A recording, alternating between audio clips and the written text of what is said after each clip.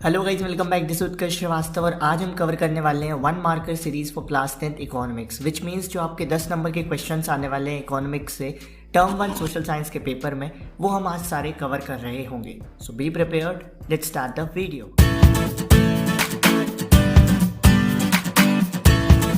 Start करते हैं थोड़े इजी क्वेश्चन से। फर्स्ट क्वेश्चन है हमारा, human development report is published by हुम।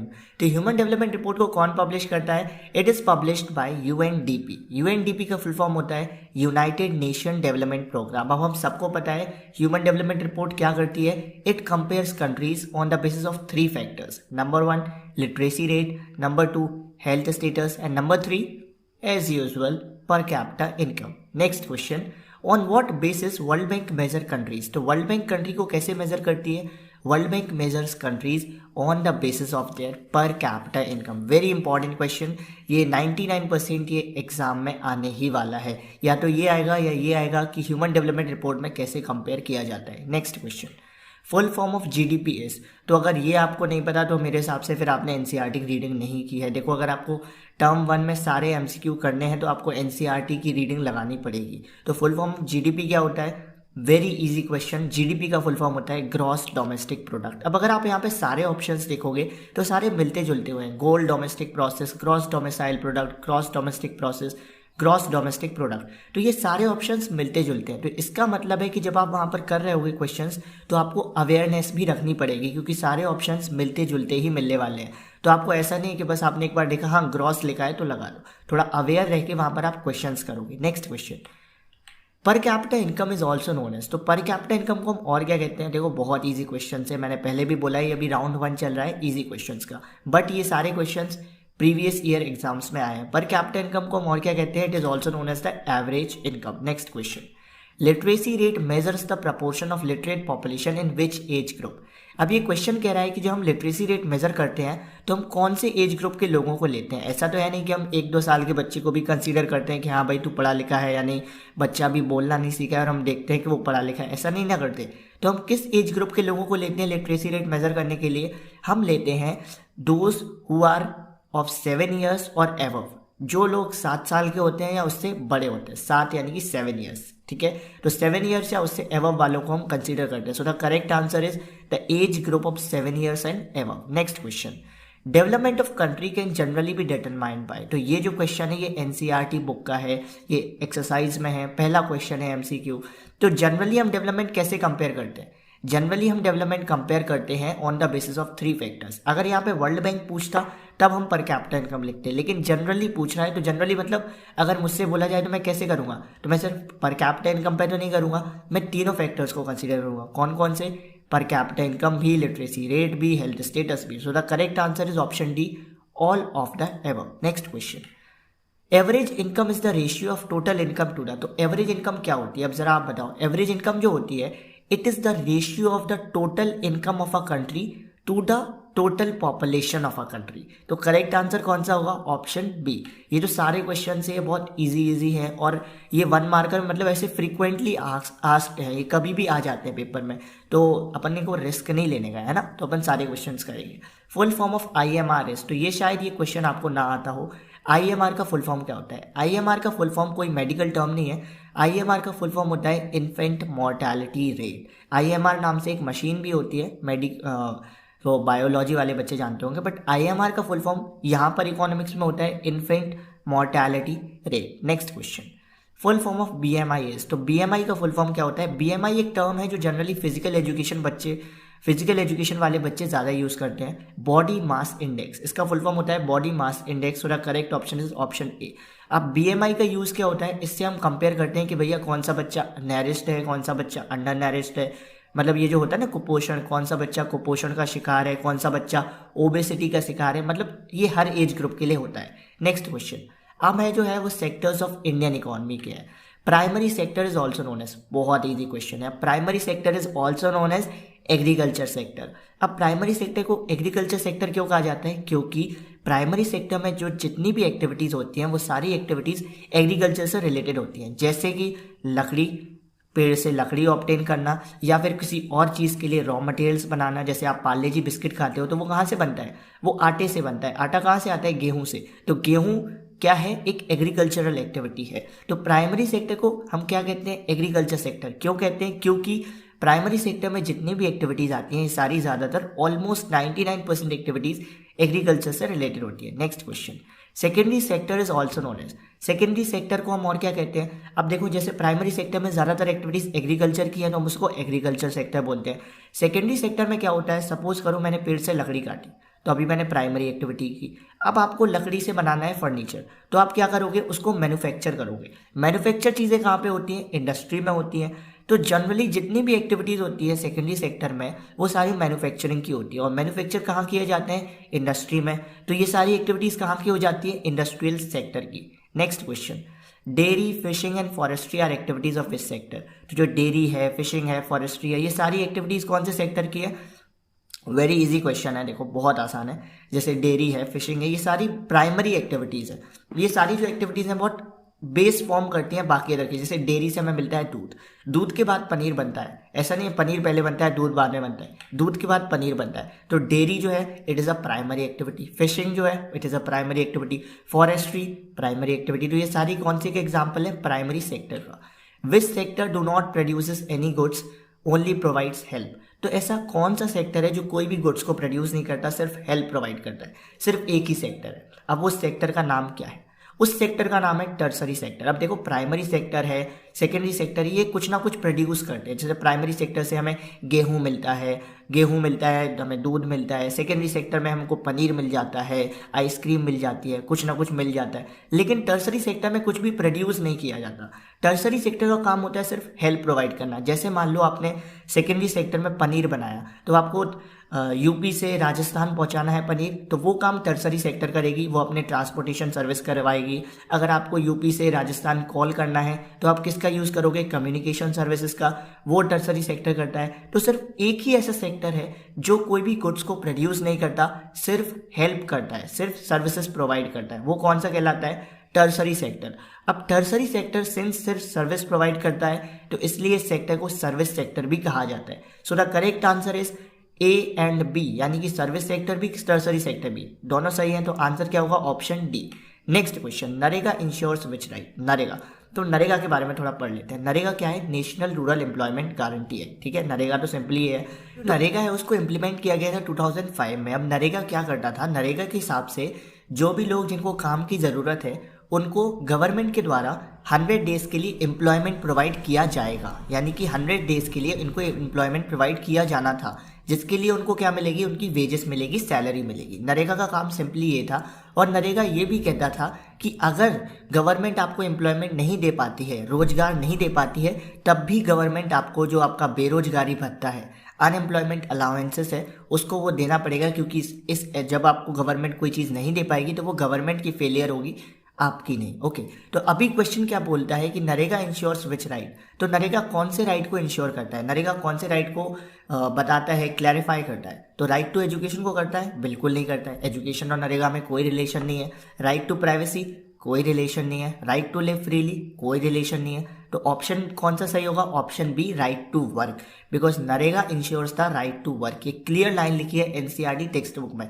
अगेन आई एम सेइंग, अगर आपको क्वेश्चंस सारे कंप्लीट करने हैं तो आप ये वीडियो तो देख ही रहे हो, बट आपको एनसीईआरटी रीडिंग लगानी ही पड़ेगी। इकोनॉमिक्स की रीडिंग करने में आई थिंक ऑलमोस्ट 2 घंटे लगेंगे 2 चैप्टर में, और आप प्रॉपर कॉन्फिडेंस के साथ तैयार हो जाओगे अपने पेपर के लिए। Okay, next question, NREGA was implemented in which year. अभी हमने डिस्कस किया in year 2005। So next question, what do HDI stands for. तो ये जो शॉर्ट फॉर्म है, ये इसके फुल फॉर्म बार बार पूछे जा सकते हैं पेपर में। जैसे BMI का हो गया, IMR का हो गया, GDP का हो गया। HDI का शॉर्ट फॉर्म है, HDI का फुल फॉर्म क्या होगा, HDI एक शॉर्ट फॉर्म है, इसका फुल फॉर्म होता है human development index. Human development index में भी हम कंट्रीज को कंपेयर ही करते हैं। Next question, when we produce goods by, very important, this question is really very important, when we produce goods by exploiting natural resources it is an activity of dash sector। तो ये जो definition है, ये clear definition लिखी है आपकी NCERT textbook में। जैसे ही आपका सेक्टर्स ऑफ इंडियन इकोनॉमी शुरू होता है चैप्टर, तो सेक्टर्स ऑफ इंडियन इकोनॉमी के चैप्टर में दूसरे पेज पर ये डेफिनेशन लिखी है प्राइमरी सेक्टर के अंडर में। तो इसका मतलब क्या हुआ, इसका आंसर है प्राइमरी सेक्टर। अब डेफिनेशन समझो ये कहना क्या चाह रही है। ये कहती है कि जब भी हम किसी नेचुरल रिसोर्सेज से कोई भी गुड प्रोड्यूस करते हैं तो वो एक्टिविटी किस सेक्टर की होती है, वो एक्टिविटी प्राइमरी सेक्टर की होती है। मतलब जैसे मुझे लकड़ी चाहिए तो मैं एक नेचुरल रिसोर्स के पास जाऊँगा, वो कौन सा रिसोर्स है, पेड़। तो मैंने पेड़ जो एक नेचुरल रिसोर्स है उसको एक्सप्लॉइट करके एक लकड़ी ऑब्टेन की, तो ये जो एक्टिविटी है किस सेक्टर में आएगी, it will come under the primary sector. Next question, dash industry is use for manufacturing aircraft utensils and wires. अब ये जिसने भी ये सवाल बनाया है बहुत बड़ा वाला पागल, मुझे तो लगता है, वैसे मैंने ही बनाया है। तो डैश इंडस्ट्री, अब इन्होंने इस डेफिनेशन में इंडस्ट्री भी जोड़ दिया, मैन्युफैक्चरिंग भी जोड़ दिया। अब मुझे खुद नहीं समझ आ रहा है, इस सवाल का कोई यूज़ ही नहीं रह गया। जहाँ पर मैंने इंडस्ट्री भी जोड़ दिया, मैन्युफैक्चरिंग भी जोड़ दिया, तो बहुत ईजी है यार, सेकेंडरी सेक्टर ही होगा। क्योंकि जब भी इंडस्ट्री की बात हो जाए, मैन्युफैक्चरिंग की बात हो जाए, तो कहाँ होती है ये सब, सेकेंडरी सेक्टर में होती है। Next question, which unemployment is also known as hidden unemployment. Hidden unemployment को हम और क्या कहते हैं, it is the disguised unemployment. Disguised unemployment, छुपी हुई बेरोजगारी। इसका मतलब क्या होता है, सपोज करो एक लैंड है जहाँ पर दो लोग काम करते हैं, और 1 किलो चावल ग्रो करते हैं। ओके, अब 2 लोग और उनके परिवार में थे, उन्होंने कहा हम भी आपके साथ चावल ग्रो करेंगे। तो उस लैंड में अब 4 लोग काम करने लगे, लेकिन चावल कितने ग्रो हो रहे हैं, अभी भी चावल सिर्फ 1 किलो ही ग्रो हो रहे हैं। तो इस केस में क्या हुआ, प्रोडक्शन सेम रहा, लेकिन जो वर्कर्स थे वो बढ़ गए, या फिर कहें जो वर्कर्स थे वो एक्स्ट्रा हो गए। तो ऐसे जो एक्स्ट्रा वर्कर्स होते हैं, इनके एम्प्लॉयमेंट को हम हिडन अनएम्प्लॉयमेंट कहते हैं। कि ये लोग दिखने में तो रोजगार वाले लगेंगे, कोई देखेगा तो हाँ यार खेत में काम कर रहा है, बट असल में इनके काम करने या ना करने से कोई असर नहीं दिख रहा है, कोई हमें रिजल्ट नहीं मिल रहा है। तब हम बोल सकते थे जब इनके आने से 2-3 किलो चावल हो जाए, वही रिजल्ट पहले आ रहा था, वही रिजल्ट अब आ रहा है। तो ये कैसी एम्प्लॉयमेंट है, hidden unemployment, disguised unemployment. Next question, NREGA provides employment for how many days. तो नरेगा कितने दिन के लिए एम्प्लॉयमेंट प्रोवाइड करता है, अभी हमने ये पूरा डिस्कस किया। NREGA provides employment for 100 days. Okay, next question, next जो है वो कोई क्वेश्चन नहीं है, इट इज़ अ टिप कि कैसे आप स्ट्रेस को मैनेज कर सकते हो अपने। सेंस ये एग्जाम टाइम है, हाई टाइम है, तो स्ट्रेस होगा, it is very obvious, it is nothing new. ठीक है, तो you can listen to your favourite music tracks, it can be cheerful, it can be like कोई भी आपका फेवरेट सिंगर है उसके आप गाने सुन सकते हो। सेकेंड थिंग इज़ थोड़ा सा वक्त बिताओ ओपन स्पेस में, नेचर में थोड़ा सा वक्त बिताओ, छत पे घुमाओ या कहीं पर भी बाहर थोड़ा बहुत जाके घूम लो। थर्ड इज़ मोटिवेशनल वीडियोस देख सकते हो, अगर आपको ज़्यादा ही डिमोटिवेटेड फील हो रहा है तो you can watch motivational videos. हाँ, और पेपर टाइम पे सिंस आपको चीज़ें याद कर रहे होगे तो आपको एक स्लीप भी अच्छी स्लीप भी ज़रूरी है। You need a slip of 5 to 6 hours तो ज़रूरी है ही है। I will not say 7-8 hour, 5 to 6 hours is very important. And the fourth tip, ये सब करने के बाद get back to your work. ठीक है, आपने गाने सुने, आपने नेचर में टाइम बिताया, आपने जो जो करना था वो भी कर लिया स्ट्रेस मैनेज के लिए, now get back to your work. Okay, start करते हैं नए क्वेश्चंस। अभी स्टार्ट करते हैं questions of assertion and reasoning. Just कुछ टाइम पहले मैंने एक एजर्शन और रीजनिंग पे वीडियो भी बनाई है, तो प्लीज़ आप उसे जाके देखो, जिससे आपके इस कॉन्सेप्ट से रिलेटेड सारे ही जो डाउट्स हैं वो सब क्लियर हो जाएंगे एंड आपको ज़्यादा अच्छा फील होगा इन क्वेश्चंस के साथ। तो स्टार्ट करते हैं। एजर्शन है, organise sector provide security of employment, and reason है unorganise sector do not provide security of employment. तो सबसे पहले चेक करो इन दोनों स्टेटमेंट्स को, इंडिपेंडेंटली पढ़ो कि क्या ये जो बोल रही हैं वो सच है या गलत है। तो पहली बात है organise sector provide security of employment, it is true statement. Second है unorganise sector do not provide security of employment. हाँ, तो सेकेंड भी सही है, इसका मतलब एजर्शन भी सही है, रीज़न भी सही है।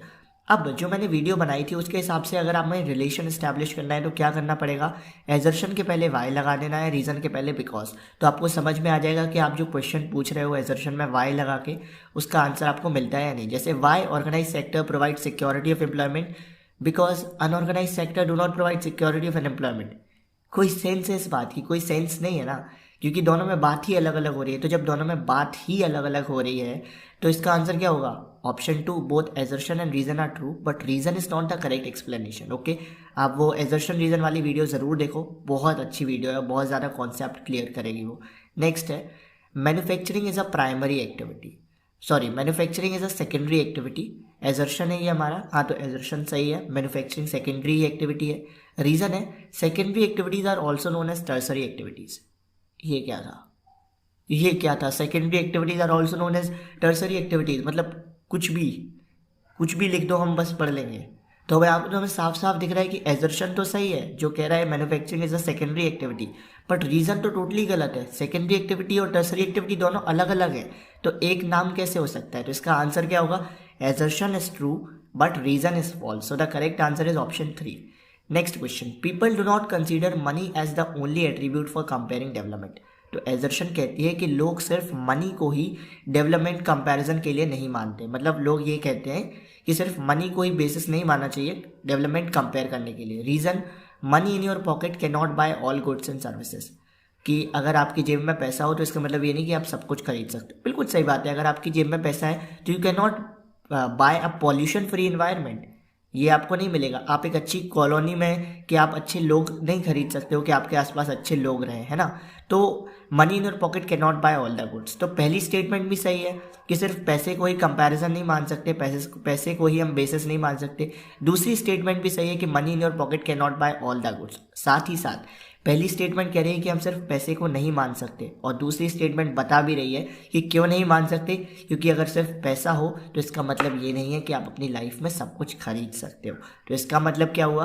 Both assertion and reason are true and reason is the correct explanation of assertion. Next question, if there is no primary sector then there will be no secondary and tertiary sector as well. और reason है all the three sectors are highly interdependent on each other. अब ये बहुत easy है, इनका कहना है कि अगर प्राइमरी सेक्टर नहीं होगा तो सेकेंडरी सेक्टर भी नहीं होगा, टर्सरी सेक्टर भी नहीं होगा। बिल्कुल सही बात है, क्योंकि अगर प्राइमरी सेक्टर में रॉ मटेरियल ही नहीं बनेगा तो सेकेंडरी सेक्टर में वो क्या किस चीज़ को मैन्युफैक्चर करेंगे? अगर उनको प्राइमरी सेक्टर से लकड़ी ही नहीं मिलेगी तो फर्नीचर किस चीज़ का बनाएंगे? और फिर टर्सरी सेक्टर किस चीज़ के लिए ट्रांसपोर्टेशन करेंगे? तो हाँ, बिल्कुल सही है कि अगर प्राइमरी सेक्टर नहीं होगा तो सेकेंडरी और टर्सरी भी नहीं होगा। रीजन में लिखा है all the three sectors are highly interdependent on each other, तो ये भी सही है, जो तीनों सेक्टर्स हैं वो एक दूसरे पर बहुत ज़्यादा डिपेंड करते हैं। तो एजर्शन भी सही है, रीज़न भी सही है। और अब यहाँ पे आपको साफ साफ दिख रहा है कि जो रीज़न है वो एजर्शन को एक्सप्लेन भी कर रहा है, क्योंकि एजर्शन कह रहा है कि अगर एक नहीं होगा तो बाकी के दो भी नहीं होंगे। तो रीज़न भी तो वही कह रहा है कि तीनों सेक्टर्स एक दूसरे पर बहुत ज़्यादा डिपेंड करते हैं। तो इसका मतलब both assertion and reason are true and reason is the correct explanation of assertion. Next question, for GDP we only uses the value of final goods and services. सही है। अब अगर आपने ये एनसीईआरटी रीडिंग की है तभी आप ये समझ पाओगे कि जीडीपी के लिए हम फाइनल गुड्स और सर्विसेज की ही वैल्यू लेते हैं। Reason, the value of final goods already includes the value of all intermediate goods. अब ये बात भी सही है, इसका कहने का मतलब है कि जीडीपी के लिए हम सिर्फ फाइनल गुड्स की वैल्यू लेते हैं। जैसे एक पार्ले जी का बिस्किट है तो हम सिर्फ पार्ले जी के बिस्किट की वैल्यू लेंगे। ऐसा नहीं है कि हम पार्ले जी के बिस्किट में आटे के लिए अलग 1 रुपये लेंगे, पैकिंग के लिए अलग 1 रुपये लेंगे।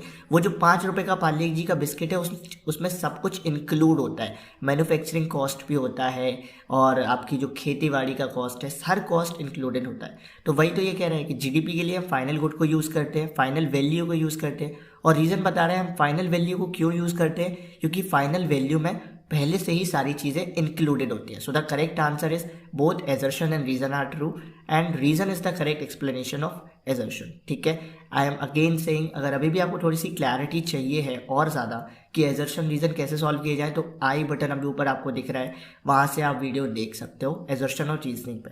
Next, tertiary sector is gradually becoming important in India day by day. अब ये डायरेक्ट बुक की लाइन है, एजर्शन में लिखा गया है कि धीरे धीरे टर्सरी सेक्टर बढ़ता जा रहा है। वेरी ट्रू, हम सबको पता है टर्सरी सेक्टर धीरे धीरे रोज बढ़ता जा रहा है, रैपिड ग्रोथ हो रही है। Reason, demand for transportation and communication services are decreasing day by day. नहीं, ये क्या बोला? ये वो इनके हिसाब से ट्रांसपोर्टेशन और कम्युनिकेशन की डिमांड हर रोज गिर रही है। ऐसा कब हुआ?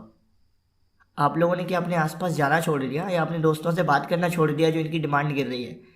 हाँ, आप लोगों ने दोस्तों से बातें करना बंद कर दिया जो कम्युनिकेशन की डिमांड गिर गई, या आपने अपने दोस्त के घर ये घूमना फिरना छोड़ दिया जो कम्युनिकेशन की डिमांड और ट्रांसपोर्टेशन की डिमांड गिर गई? नहीं किया ना।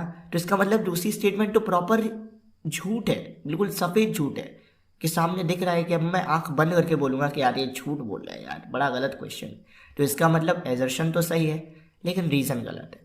तो द करेक्ट आंसर क्या होगा? Assertion is true but reason is false. So the correct answer is option 3। Next question, different person can have different development goals. Okay, different person can have different development goal, बिल्कुल सही बात है। Reason, for development people look at a mix of goals. तो देखो यहाँ पर दो चीज़ें हैं, दो स्टेटमेंट है। एजर्शन में है कि अलग अलग लोगों के अलग अलग डेवलपमेंट गोल्स होते हैं, बिल्कुल सही बात है, ये बुक में लिखी है, बिल्कुल सही बात है। ये रीजन में लिखा है for development people look at a mix of goals, ये भी बिल्कुल सही बात है। बट ये दोनों एक दूसरे को एक्सप्लेन नहीं करते हैं। अगर ये होता रीजन में कि different people have different opinions, तब हम कह सकते थे कि रीजन जो है वो एक्सप्लेन कर रहा है एजर्शन को। यहाँ पर एजर्शन और रीजन तो ट्रू है, but they are not explaining each other, the reason is not justifying the assertion. So correct answer क्या होगा? Both assertion and reason are true, but reason is not the correct explanation of assertion. ये तो हमारे assertion और reasoning question हो गए। कुछ और बहुत इंपॉर्टेंट क्वेश्चन है, अब वो करते हैं। अब स्टार्ट करते हैं हमारे मोस्ट इंपॉर्टेंट क्वेश्चंस को। ये वो क्वेश्चंस हैं जो पेपर में बहुत बार पूछे गए हैं और मोस्ट प्रोबेबली ये इस बार भी आएंगे। पहला क्वेश्चन है, what is the full form of NREGA? NREGA का फुल फॉर्म क्या होता है? National rural employment guarantee act. अब नरेगा का नाम किस तरीके से जाना जाता है? नरेगा को मनरेगा कहा जाता है, Mahatma Gandhi national rural employment guarantee act. So correct answer is option A. Next question, which of the following is not true about development? तो कौन सी बात ट्रू नहीं है, आओ देखते हैं। For development people look at a mix of goals, बिल्कुल सही बात है। डेवलपमेंट के लिए लोग कई सारे गोल्स को देखते हैं। Second, development is very important for our nation, सही बात है। तो पहली और दूसरी तो ट्रू है। C, different person have different development goals, ये भी सही बात है, ये भी बुक में है। तो तीनों तो ट्रू है। इसका मतलब अल्टीमेटली चौथी ही गलत होने वाली है। For development people only look at a income level, नहीं, ऐसा कहीं नहीं है। डेवलपमेंट के लिए लोग मिक्स ऑफ गोल्स पे देखते हैं। वर्ल्ड बैंक सिर्फ इनकम देखता है। अगर एक नॉर्मल इंसान से पूछोगे तो वो तो बहुत सारे गोल्स देखता है। तो for development people only look at income level, ये वाली statement is not true about development. Next question, which of the following explains per capita income accurately? तो पर कैपिटा इनकम को एक्सप्लेन कौन करता है? Ratio of total income to the total states. ये क्या, मतलब कुछ भी लिख देते हैं। Ratio of total population to the total income, ये थोड़ा मिलता जुलता है, कंफ्यूज करने वाला है। बताओ ये है क्या? देखते हैं आगे। Ratio of total income to the total population of a country, ये थोड़ा सा सही लग रहा है। और D, product of total income and total population of a country, ये भी मिलता जुलता है। तो आखिरी के जो तीन ऑप्शन थे ये बहुत मिलते जुलते हैं, बट अगर आपने रीडिंग की होगी तो आप आंख बंद करके बोल लोगे बिना ऑप्शन देखे कि what is per capita income? It is the ratio of total income of a country to the total population of a country. So the correct answer is option C. अब डी में भी same चीज लिखी है, लेकिन D में ratio नहीं product लिखा है, तो ध्यान दो। तो correct answer is option C. Next question, which of the following is not true about organise sector? तो इनमें से हमें पता करना है कि ऑर्गेनाइज सेक्टर के बारे में कौन सी बात ट्रू नहीं है। तो organise sector activities are outside the control of government, नहीं, ये तो नहीं है बुक में। बुक में तो ये साफ साफ लिखा है कि organise sector activities are inside the control of government. तो पहली बात ही गलत हो गई, लेकिन ये नहीं कि पहली बात गलत हो गई तो हम आगे बढ़ जाएंगे। हमको सारे ऑप्शंस पढ़ने हैं। वाई? बिकॉज चार ऑप्शन इसलिए नहीं बनाए जाते कि आपने पहला देख लिया हाँ ये सही है ये गलत है, आप निकल लिए। इसलिए बनाए जाते हैं क्योंकि उनका कोई ना कोई मोटिव होता है चार ऑप्शन का। Okay. Second, organise sector provide security of employment, आंख बंद करके कह दो ये सही बात है। Third, there are no rules and regulations in organise sector, ये क्या था? ये फिर गलत है, यानी कि दो गलत स्टेटमेंट है। तो करेक्ट आंसर कौन सा होगा? Both A and C. Next question, which of the following is important reason for rapid growth of tertiary sector? तो टर्सरी सेक्टर की बहुत ग्रोथ हो रही है, उसके लिए रीजन क्या है? पहला रीजन पढ़ते हैं। Most of the tertiary sector activities are basic services that everyone needs in daily life. हाँ सही है, ज़्यादातर जो टर्सरी सेक्टर की एक्टिविटीज़ है जैसे कि ट्रांसपोर्टेशन, कम्युनिकेशन, ये बेसिक एक्टिविटीज़ हैं, हम सबको ज़रूरत है इनकी, तो ये इनकी ग्रोथ होगी। सेकंड, डेवलपमेंट ऑफ प्राइमरी या secondary activities also led to growth of tertiary sector, ये भी सही है क्योंकि हमने पढ़ा कि तीनों सेक्टर एक दूसरे पर डिपेंड करते हैं, तो एक बढ़ेगा तो दूसरा भी तो बढ़ेगा ना अल्टीमेटली। ऐसा तो है नहीं सिर्फ प्रोडक्शन बढ़ा दोगे कि आपने चावल तो 100 किलो कर लिए लेकिन आपके पास ट्रक एक ही है तो कोई फ़ायदा नहीं है ना। तो अगर 100 किलो चावल ले जाने तो नंबर ऑफ ट्रक्स भी बढ़ेंगे, यानी कि तो सेकेंडरी सेक्टर बढ़ेगा, टर्सरी सेक्टर बढ़ेगा, तो सारे सेक्टर एक दूसरे से मिले जुले हैं तो दो सेक्टर बढ़ेंगे तो तीसरा तो अल्टीमेटली बढ़ ही जाएगा।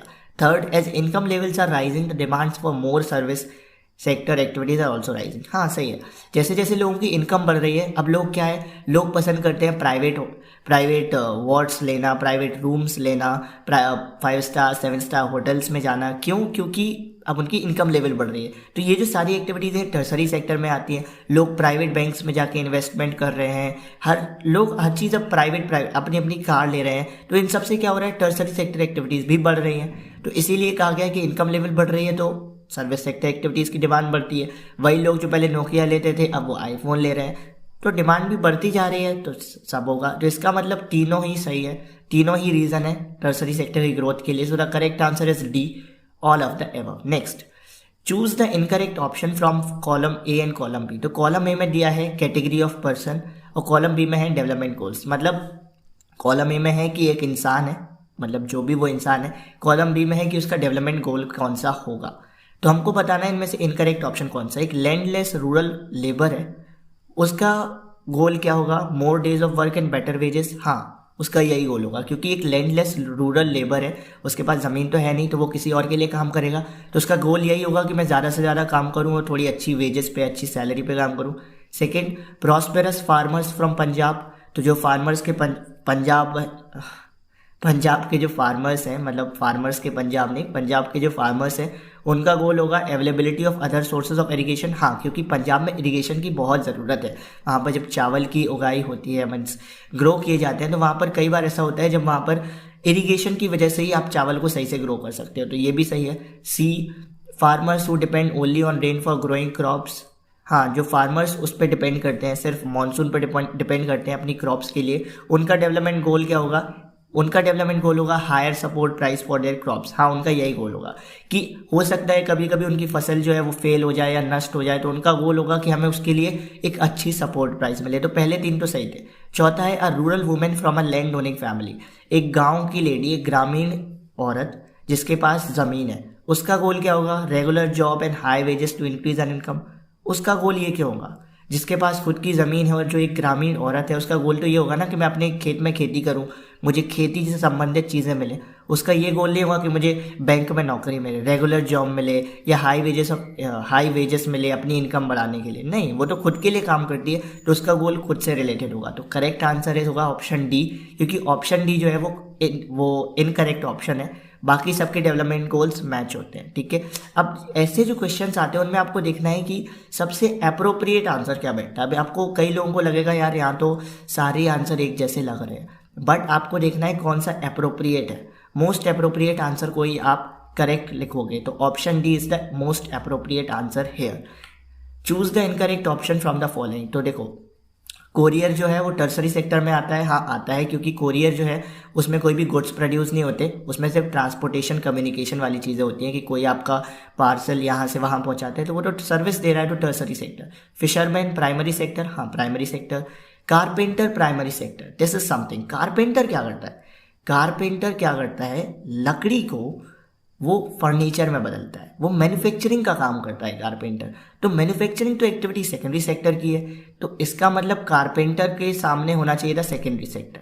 तो इसका मतलब ऑप्शन सी ही तो है इनकरेक्ट। ऑप्शन डी भी देख लो, बैंकर तो टर्सरी सेक्टर में ही आएगा, क्योंकि ये बैंकिंग सर्विसेज प्रोवाइड करता है, तो जो सर्विस प्रोवाइड करता है वो तो टर्सरी में। इसका मतलब ऑप्शन सी है वो इनकरेक्ट है। क्यों, क्योंकि कारपेंटर जो है वो तो सेकेंडरी सेक्टर वाला बंदा है ना, तो यहाँ पे तो प्राइमरी लिखा है। तो इनकरेक्ट ऑप्शन में क्या हुआ, इनकरेक्ट ऑप्शन है option C. Next question, study the table and answer the questions given below. अब यहाँ पे क्वेश्चन है, आप ये टेबल देख रहे हो, इन्फेंट मोर्टेलिटी रेट के बारे में, लिटरेसी रेट के बारे में, नेट अटेंडेंस रेशियो के बारे में बताया गया है। ठीक है, in comparison to Kerala which state has the highest infant mortality rate. Highest infant mortality rate किस स्टेट की है इन कंपैरिजन टू केरला। थोड़ा सा वर्ड भी थोड़े से अभी क्या है बार बार अटक रहे हैं, बिकॉज बहुत देर बोलिए ना। तो केरला के कंपैरिजन में किस स्टेट की हाईएस्ट इन्फेंट मोर्टेलिटी रेट है, देख लो, ये तो देख के बता दोगे। सबसे ज़्यादा हाईएस्ट किसकी है, अब देखो केरला की कितनी कम है, you need to see this. Kerala की इन्फेंट मोर्टेलिटी रेट कितनी कम है, मतलब वहाँ पर बहुत कम ही ऐसे बच्चे हैं जो 1 साल से पहले जिनकी डेथ हो जाती है। बिहार में आप देखो जिसकी हाईएस्ट है, जो आंसर है इसका, वहाँ पर 38 है। मतलब 38 बच्चे ऐसे हैं जो 1 साल के होने से पहले ही मर जाते हैं, और ये आउट ऑफ 100 या सॉरी आउट ऑफ 1000 होगा। तो ये 38 जो बच्चे हैं वो 1 साल के होने से पहले जिनकी मृत्यु हो जा रही है, डेथ हो जा रही है। It is a very bad report. और अब तो शायद बढ़ गया होगा, क्योंकि ये 2016 की रिपोर्ट है कि पर 1000 में से 38 बच्चे 1 साल के होने से पहले ही उनकी मृत्यु हो जा रही थी, डेथ हो जा रही थी। It's a very bad report for Bihar. तो यहाँ पर हाईएस्ट इन्फेंट मोर्टेलिटी रेट किसकी है in comparison to Kerala. In comparison to Kerala भी क्या, कैसे भी कंपेयर करो, बिहार की है। अभी फुल फॉर्म ऑफ नरेगा, फिर हमारे वही क्वेश्चंस रिपीट हो गए।